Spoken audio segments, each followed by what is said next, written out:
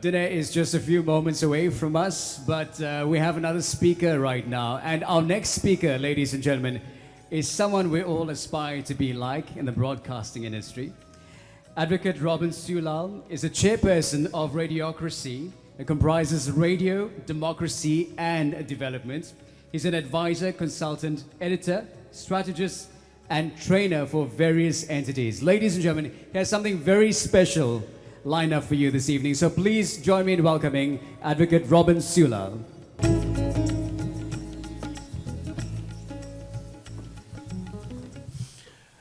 Ladies and gentlemen, you'll never believe this. I've been in the broadcasting industry for many a decade, but for the very first time I met this gentleman called Varshan Sukhan.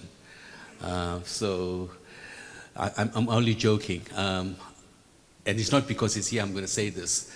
I've known Varshan for a good few decades, and he's probably one of the nicest persons in the broadcast industry and probably one of the most talented people. So it's wonderful to be introduced by Varshan.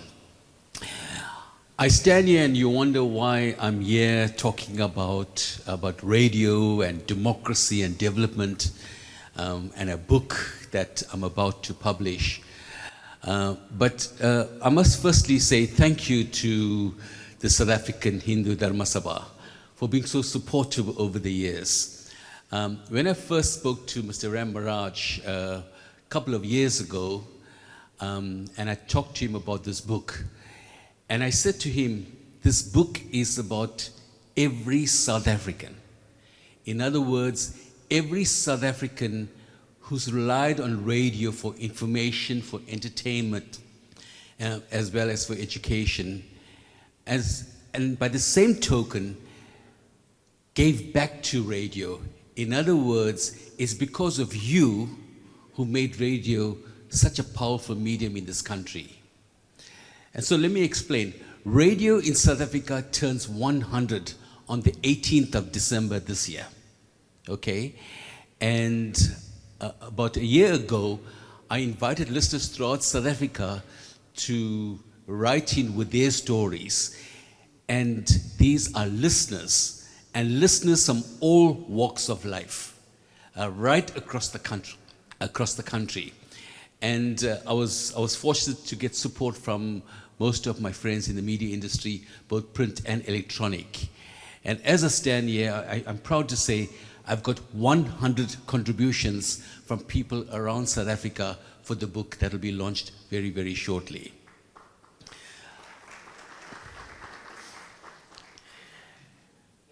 It's been a wonderful journey, I must say. But just to say to you, I thought to myself, you know, it's not just about radio people, it's just not about the radio stories. It's about people who contributed. For example, there are stories about Radio Truro in the book. And a bit of a hint, there's a picture of a very young Zakia Ahmed in that book. She doesn't know about it, but she's in that book. There's a story about Radio Phoenix. Some of you will remember Radio Phoenix. And some of the other radio stations I should mention to you, some of you may remember, I've got Swazi Music Radio, I've got Radio Bop, Radio Maritzburg, Springbok Radio. There's an Afrikaans station called Punt Gesalds Radio. There's Radio Freedom that broadcasts from across the border. And I'm very proud to say that everyone who wrote about these radio stations were directly involved with the radio station. For example, Zakia Ahmed writes about Radio Truro. There's a gentleman called Roshan Maharaj, who was the General Secretary for Radio Phoenix, writes about Radio Phoenix. Lynn Mansfield, Springbok Radio. Some of you may remember the name Martin Bailey, who now lives in Ireland. He's written a story on Peace Radio, which broadcasts in Cape Town. And the gentleman that wrote the foreword to my book, who happens to be a very good friend, and some of you will remember his name when I mention it straight away, is a gentleman called David Gresham. Okay? David Gresham has written my foreword, and I'm eternally grateful for him for writing the foreword.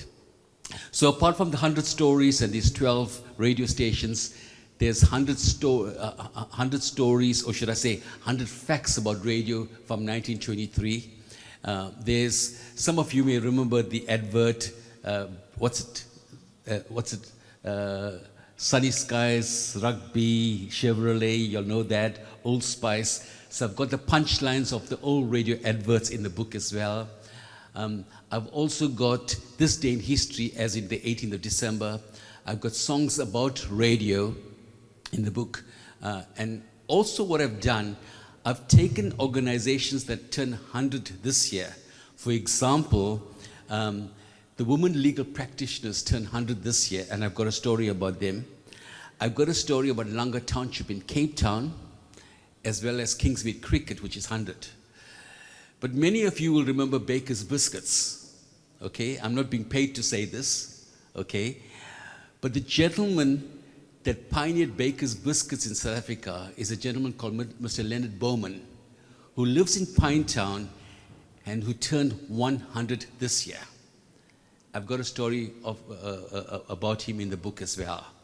So yes, it's a real celebration of 100 years of radio. And like I said to you, it's a book about the listeners and their love and their affection for radio. The book should be out shortly. All the proceeds from the book go towards a community outreach program, which I'll roll out. I am going to have a conversation with Mr. Ram Maharaj, whereby I am going to donate some of the proceeds from the book to the Dharma Sabha. And also some of the proceeds will go towards a literacy program called Quest for Literacy. So it's more than just about a book and getting in funds. I must also say to you, it's a self-published book, and it's great that it's self-published because I have the freedom, the flexibility, and the autonomy to do exactly as I wished to do. So yeah, that's where it is at, and look out for it. I see there's a little piece in the book, and you're more than welcome to write to me. You've got some interest. I have to say this to you, ladies and gentlemen. I'm absolutely surprised the interest for the book from people living overseas. People who lived in South Africa who are now living overseas. Wonderful interest. I must have already by now had about pre-orders totaling close to 100 across the world. And so, that's great. But like I said to you, the book is not about me. The book is about the contributors, and the book is about every South African. So if you can get yourself a copy of the book, please enjoy it. And you won't only be supporting the book and radio in this country, but you'll also be supporting the South African Hindu Dharma Sabha as well. Finally, I must also thank everybody who spoke before me. I just enjoyed what they said about Diwali. It's not about the clothing, it's not about the food, it's about the sweet meat and the songs. It's how we connect with each other. Every one of you sitting here, as of today, is my friend. If I can't do anything for you whenever you want to, then I'm nobody. I have to make a difference. How can we assist everybody?